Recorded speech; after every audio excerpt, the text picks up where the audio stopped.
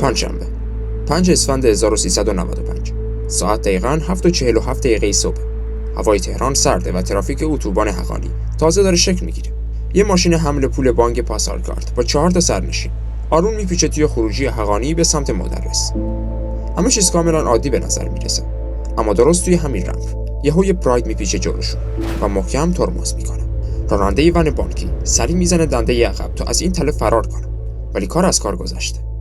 یه پراید دیگه هم همون لحظه از پشت سر چسبیده بهشون و راه برگشت رو قفل کرده. حالا ماشین بانک کاملا محاصره شده. بدتر از اون، اونا دقیقاً توی یه نقطه کور گیر افتادن. نقطه کور یعنی چی؟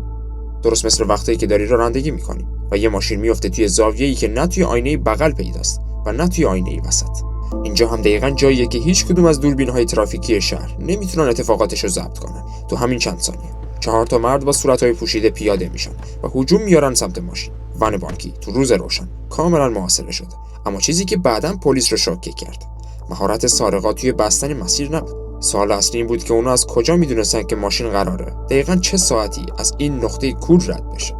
جواب این سوال توی خیابون نبود. تو دست یه نفوذی بود که خودش لباس حفاظت تنش بود. برای فهمیدن کامل این ماجرا کافیه کانال ما رو سابسکرایب کنید و تا آخر این ویدیو با من همراه باشید.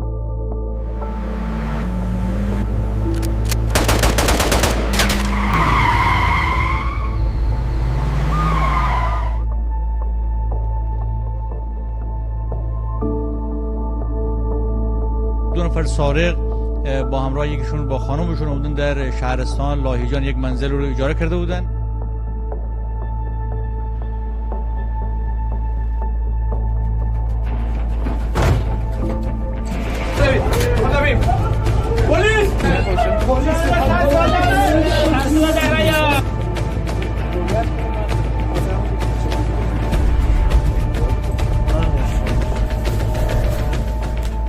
حالا بیاین برگردیم به یه ماه قبل از روز سرقت. فکر کنین یه دزدگیر پیشرفته برای خونتون می‌خرین، اما کسی که قراره نصبش کنه خودش دزد از آب در بیاد. پرونده حقانی دقیقاً همینجوری شروع شد. طراح اصلی این ماجرا یه خلافکار سینمایی و عجیب و غریب نبود. یه مرد 32 ساله بود که اتفاقاً لباس فرم شرکت خدمات و حفاظتی طرف قرارداد بانک رو تنش می‌کرد. اسمش میلاد بود و حدود 3 سال تو این سیستم کار کرده بود و یه نقطه ضعف خیلی بزرگ رو پیدا کرد. اون متوجه شد وقتی بانک میخواد پولهای فرسوده و کهنه رو جابجا کنه، کلا بیخیال اسلحه میشه و هیچ محافظ مسلحی همراه این پولها نمیفرست. یعنی درست مثل این که شما گاف صندوقتون رو پر از پول کنین ولی درش رو با یه بند کفش ببندین. میلاد با یکی از همکاراش این نقشه رو میکشه و تمام مسیرهای ونهای بانکی رو دقیقاً زیر نظر میگیره. اما اونا برای متوقف کردن ماشین تو اتوبان به نیروی فیزیکی نیاز داشتن. واسه همینه که میلاد میره سراغ دوستش. اونم یه باشگاهدار درشت هیکل که 50 میلیون تومان بدهی داشت و بعد جور گیر پول بود.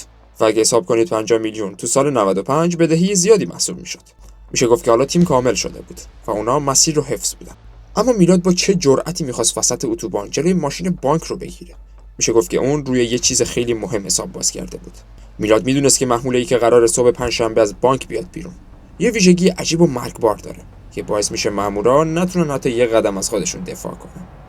صبح همون پنجشنبه قبل از اینکه ماشین وارد اتوبان بشه، توی محدوده مبدا یه اتفاق عجیب افتاد.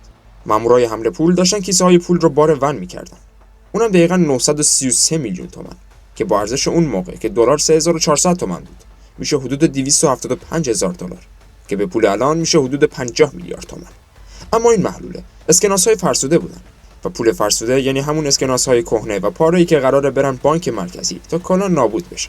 برای سیستم این پول‌ها دیگه ارزش امنیتی بالایی نداره. درست مثل این میمونه که بخوای کیسه زباله خونت رو ببری دم در. خب معلومه که براش بادیگارد استخدام نمی‌کنی. واسه همینه که اون روز هیچ اسلحه گرمی به تیم حمله پول داده نشد. مامورها وقتی دیدن که غلاف‌هاشون خالیه و فقط یه شوکر و بیسیم دارن، به مسئول حراست اعتراض کردن و گفتن به نظرت حرکت توی خیابون بدون اسلحه خطرناک نیست؟ اما مسئول حراست خیلی راحت گفت نگران نباش، مشکلی پیش نمیاد. خودم مسئولیت همه چیزو قبول میکنم. این دقیقاً همون نقطه ضعف وحشتناکی بود که میلاد ازش خبر داشت. اون میدونست که ماشینی که قراره بیاد هیچ دندون تیزی برای دفاع نداره و آدماش کاملا خل سلاح هستن. افسانه نفوذ به ماشین زرهی فقط یه دروغ اینترنتی بود. واقعیت این بود که ون بانکی با 4 تا سرنشین بی‌دفاع راه افتاد سمت خروجی حقانی. درست همون جایی که سارقا انگشتشون رو گذاشته بودن روی ماشه‌های کلاشینکوف. همون لحظه‌ای که ماشین متوقف میشه، 4 تا مرد نقابدار از پراید بیرون میپرن. یکیشون که احتمالاً همون میلاده یک کلاشینکوف تو دستش. توی فضای مجازی پر شده بود که این سرقت بدون حتی یه شلیک انجام شد. ولی واقعیت اینه که همون اول کار برای ترسوندن مامورها یه تیر هوایی شلیک میشه. صدای گلوله کار خودش رو میکنه. مامورای بانکی که میبینن هیچ اسلحه‌ای برای دفاع ندارن، برای حفظ جونشون تسلیم میشن. اینجا نقابدارها مامورها رو پیاده میکنن و بیسیم و شوکر رو هم از دستشون میقاپن. بعدش خودشون میشینن پشت فرمون و با 933 میلیون تومان پول فرار میکنن. فکر کنم یادتونه توی اینترنت میگفتن سارقا با دستگاه هواپرش گاف صندوق ضد گلوله رو سوراخ کردن. اصلا از این خبرا نبود. وقتی خود ماشین رو میدزدی دیگه نیازی به شکستن درش نداری. درست مثل اینه که به جای باز کردن قفل یا قلک، کل قلک رو بزنی زیر بغلت و با خودت ببری. اونا به جای اینکه ماشین رو بشکافن، کل ماشین رو همراه با پولش میدزدن. اما اینجا یه مشکل خیلی بزرگ وجود داشت. ون بانکی با اون رنگ و این همه آرم مثل یه هدف متحرک و چشمک‌زن تو خیابون بود. سارقا خوب میدونستن که اگه بیشتر از چند دقیقه با این ماشین توی شهرها بچرخن، تمام پلیسای تهران سرشون خراب میشن. واسه همینه که برای پاک کردن رد پاشون به یه قربانی بیگناه توی خیابون نیاز داشتن. چند دقیقه از سرقت گذشته بود و سارقا با ون بانکی توی خیابون‌های خلوت اطراف حقانی در حال فرار بودن. اما اونا خوب میدونستن که چرخیدن تو شهر با یه ماشین آرمدار بانک درست مثل این میمونه که با یه لباس قرمز بخوای توی جمعیتی قایم بشید که همه لباس سفید پوشیدن. واسه همینه که برای پاک کردن رد پاشون به یه ماشین تمیز و کاملا عادی نیاز داشتن. تو همون مسیر چشمشون میفته به یه ال90 که رانندش یه استاد دانشگاه بود. اینجا نقابدارها با اسلحه راهشو میبندن. استاد دانشگاه رو به زور پیاده میکنن و با سرعت گونی‌های 933 میلیونی رو از ون پرت میکنن تو صندوق عقب و صندلی عقب ال90. حالا ون بانکی و اون دوتا پراید رو با درهای باز تو حاشیه‌های خیابون رها میکنن و با ماشین جدید توی شلوغی تهران ناپدید میشن. تو اینترنت همه میگفتن دزدا با همون پرایدها فرار کردن. اما درگیری با این شهروند بیگناه در واقع پلن دوم این سرقت بود. وقتی اولین ماشین‌های پلیس آژیرکشان به ون‌های رها شده رسیدن، سارقا کاملا غیب شده بودن و حتی هیچکس چهره اونا رو ندیده بود. و بدتر از همه، دوربین‌های اتوبان هم کاملا کور بودن. چند ساعت بعد از سرقت، کارآگاه‌های پلیس آگاهی تهران دارن فیلم دوربین‌های ترافیکی رو زیر و رو میکنن، اما به یه بن‌بست عجیب میخورن. اونم این که ماشین دقیقاً توی نقطه‌ای خفت شده که هیچ دوربینی دید مستقیم بهش نداره. انگار سارقا نقشه کور شهر رو کف دستشون داشتن. اما یه نکته دیگه پلیس رو خیلی بیشتر مشکوک میکنه. اونم این که اونها از کجا میدونستن که مامورهای بانک اصلا اسلحه ندارن. سردار ساجد نیا و تیمش وقتی میفهمن که محمول شامل پولهای فرسوده بوده، مطمئن میشن که این یه سرقت خیابونی عادی نیست. ماجرا مثل این میمونه که بخوای وارد یه دژ خیلی محکم بشی، اما به جای اینکه با زحمت بیفتی به جون شکستن قفلا، یکی از داخل خود ساختمون کلید دروازه اصلی رو برات پرت کنه بیرون. این سطح از برتری دقیق به برنامه بانکی فقط یه معنی داشت، اونم نشست اطلاعات از داخل سیستم. پلیس بلافاصله ذره‌بینش رو از روی خلافکارهای سابقه دار برمی‌داره و مستقیم میندازه روی لیست مامورهای شرکت حفاظتی، اونم طرف قرارداد بانک. اونا خیلی زود توی این بررسی به یه اسم میرسن، اونم میلاد. طراح اصلی حالا دیگه یه سایه نامری نبود و هویت داشت. اما وقتی کارآگاه‌ها رفتن سراغش تا دستگیرش کنن، متوجه یه خبر بدتر شدن. این شبکه سرقت همون روز اول از هم پاشیده بود و اعضای باند با گونی‌های پول تو چند نقطه مختلف ایران پخش شده بودن. توی فضای مجازی پر شده بود که سارقا یه ماه بعد همگی با هم توی یه ویلای شمال دستگیر شدن. اما واقعیت چیز دیگه‌ای بود. وقتی یه لیوان آب رو می‌ریزی روی زمین، قطره‌اش تو 1000 تا سوراخ پخش میشن تا دیگه پیدا نشن. اعضای این باند هم برای فرار از دستگیری دقیقاً همین کارو کردن. اونها بعد از تقسیم پول برای اینکه یه جا گیر نیافتن، از هم جدا شدن و هر کدوم رفتن یه گوشه از ایران. یه گروه از اونها که 2 تا پسر 21 و 23 ساله بودن، همراه یه زن 22 ساله رفتن لاهیجان و یه ویلا اجاره کردن. 2 نفر سارق با همراه یکیشون با خانمشون بودن در شهرستان لاهیجان یک منزل رو اجاره کرده بودن. اون زنی که توی اینترنت میگفتن مغز متفکر سرقته، در حالی که اون زن فقط همسر یکی از متهم‌ها بود و هیچ نقشی توی طراحی نداشت. پلیس آگاهی تهران هم با هماهنگی پلیس گیلان خیلی زودتر از اون چیزی که فکرشو بکنی، یعنی تو کمتر از 6 روز، رد اونا رو توی لاهیجان زد. حالا تیم‌های عملیاتی توی سکوت دور تا دور ویلا صف کشیدن و منتظر دستور حمله بودن. درهای ویلای لاهیجان در حالی شکست که پلیس میدونست که این افراد یک کلاشینکوف پر از گلوله همراهشون دارن و این عملیات دقیقاً همونطور که انتظار می‌رفت بالاخره به خشونت کشیده شد.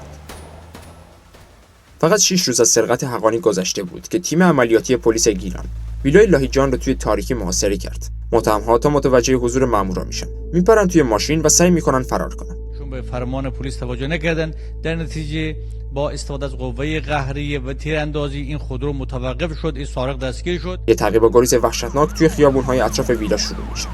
سارقا حاضر به تسلیم شدن نبودن. واسه همینه که پلیس مجبور میشه شلیک کنه. شیشه ها میشکنه، لاستیک‌ها هدف قرار میگیره و ماشین بالاخره متوقف میشه. تو این درگیری یه زن 22 ساله مجروح میشه و سریع میبرنش بیمارستان. این همون زنی بود که توی اینترنت میگفتن مغز متفکر سرقته. اما سردار ساجدی نیا رسما اعلام کرد که اون فقط همسر یکی از متهم‌ها بوده. حضورش توی اون ویلا درست مثل مسافری بود که سوار یه ماشین میشه و اصلا خبر نداره که توی صندوق عقب همون ماشین گونی‌های پر از پول دزدیده شده قرار گرفته.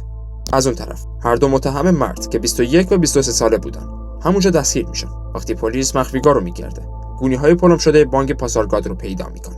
سرهنگ فلاح کریمی اعلام میکنه که 480 میلیون تومان از پول‌های دزدیده شده همونجا کشف شد. بازوی لاهیجان این باند کاملا قطع شد و نصف پول هم برگشت. همزمان با درگیری توی شمال کاراگاه‌ها تو تهران هم بیکار ننشسته بودن.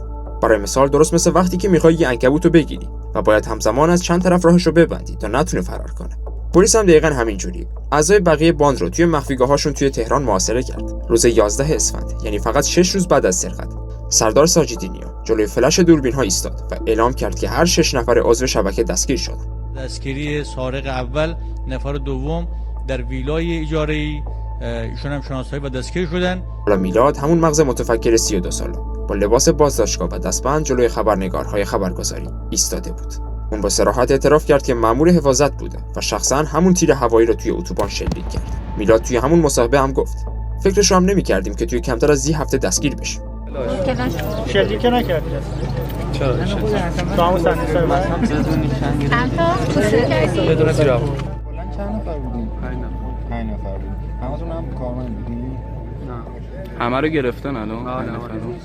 کنارش همون مرد باشگاهدار هم وایساده بود. کسی که به روزنامه‌های جوان گفت فقط به خاطر هیکل درشتش و برای تسویه یه بدهی 50 میلیونی وارد این بازی شد و حالا همه چیزشو باخته. توهم یه سرقت بی‌نقص کاملا فرو ریخته بود و متهم‌ها حالا تو چنگ قاضی علی اکبر عموزاده بودن.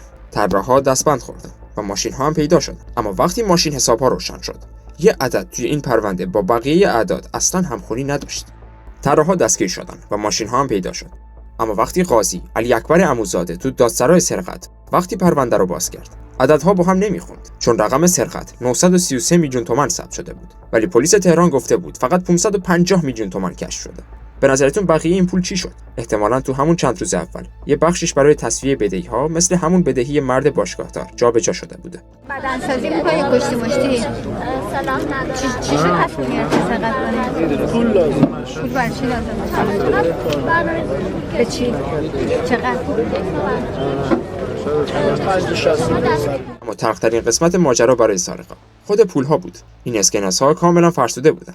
خرج کردنشون توی بازار درست مثل این میمونه که بخوای یه چک باطله یا یه گوشی قفل شده دزدی رو به کسی بفروشی. خب این معلومه هیچ کس اون رو ازت قبول نمیکنه و خیلی زودم لو میری.